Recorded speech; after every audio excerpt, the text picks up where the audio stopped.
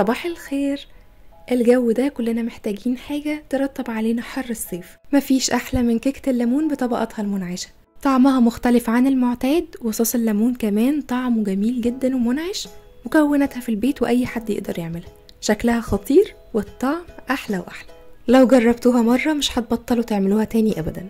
علشان نعمل كيكة الليمون هنحتاج نص كوباية زيت، نص كوباية سكر حبيبات، معلقة صغيرة فانيليا، كوباية وربع دقيق فاخر متعدد الأغراض، معلقة صغيرة بشر ليمون، 2 بيضة بدرجة حرارة الغرفة، نص كوباية حليب، معلقة كبيرة بيكنج باودر ممسوحة ما يعادل 10 جرام.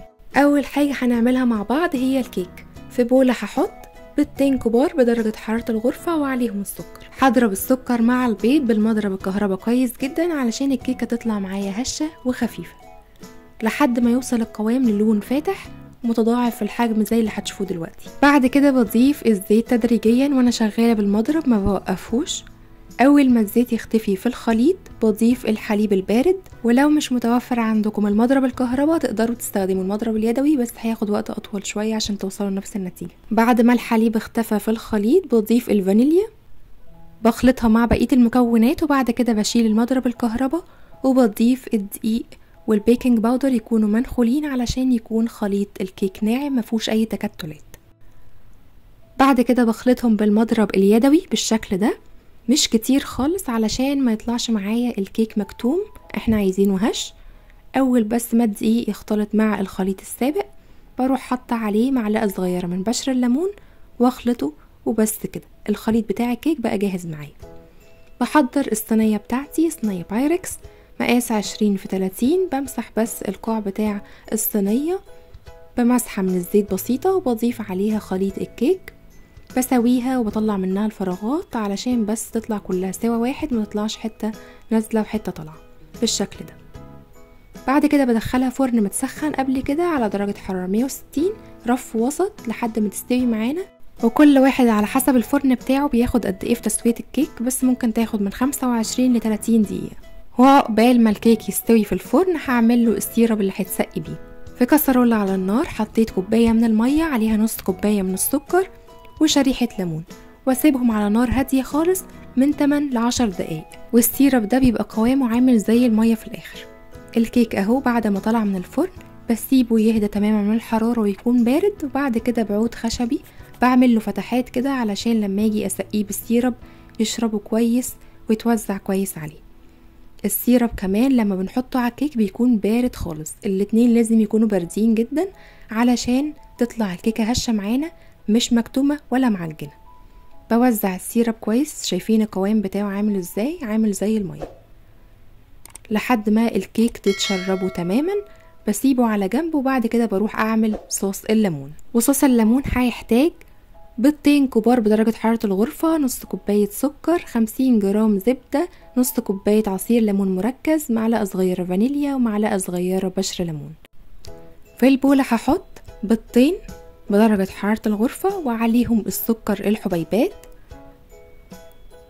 وعصير الليمون طبعا مصفيينه من الشوائب ومن البذر، وحاطين عليهم معلقة صغيرة من بشر الليمون. واحنا بنبشر الليمون بناخد بس الجزء الاصفر وما ندخلش على الجزء الابيض علشان ما يمررش معانا الصوص.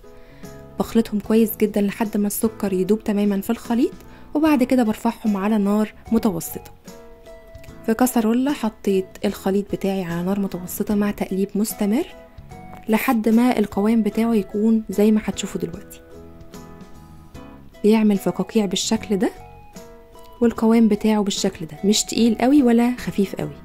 بطفي النار عليه على طول وبصفيه بالمصفى وهو سخن، بيبقى معايا بالشكل ده. تخلصنا طبعا من بشر الليمون واي شوائب فيه عشان يطلع معانا ناعم وجميل. وهو سخن كده بحط عليه الفانيليا و50 جرام من الزبدة، ولو ما عندكمش ميزان مثلا عندكم بار زبدة 100 جرام بناخد نصه، 200 جرام بناخد ربعه يعني بالتقريب.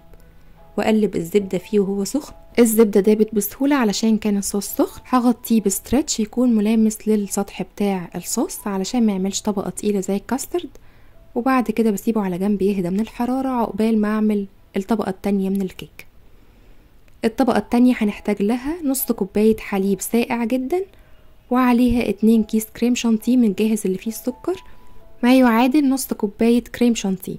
بضربهم بالمضرب الكهرباء او اليدوي المتوفر عندكم لحد ما اوصل للقوام ده. اول ما يتماسك ويعمل معايا اشكال كده في الكريم شانتيه بوقف، علشان لو كترت في الخلط ممكن الكريمة تخرز معانا او تفصل. اول ما الكيك شرب معانا السيرب بروح حاطه عليه الكريم شانتيه. زي ما انتوا اخدتوا بالكم ان الكريم شانتيه مش الكميه بتاعه الحليب اللي مكتوبه على الكيس، احنا حاطين كميه اقل علشان تكون معانا طبقه سميكه وما تسيلش على الكيك. بفرد الكريم شانتيه على الكيك باي سباتولا تكون مسطحه او اي اداه بحيث ان هي تطلع معايا شكلها منظم وجميل. ودلوقتي بدخل الكيك التلاجة لمدة نص ساعة علشان يتماسك، وبعد كده بحط عليه الطبقة التالتة. بعد كده هناخد معلقتين كبار من صوص الليمون اللي احنا عملناه ونحط عليهم نص معلقة صغيرة من الكاكاو ونخلطهم علشان هنزين بيهم دلوقتي. ولو حابين تغيروا في شكل التزيين زي ما انتوا حابين، دي فكرة بسيطة وبتدي شكل جميل في الاخر.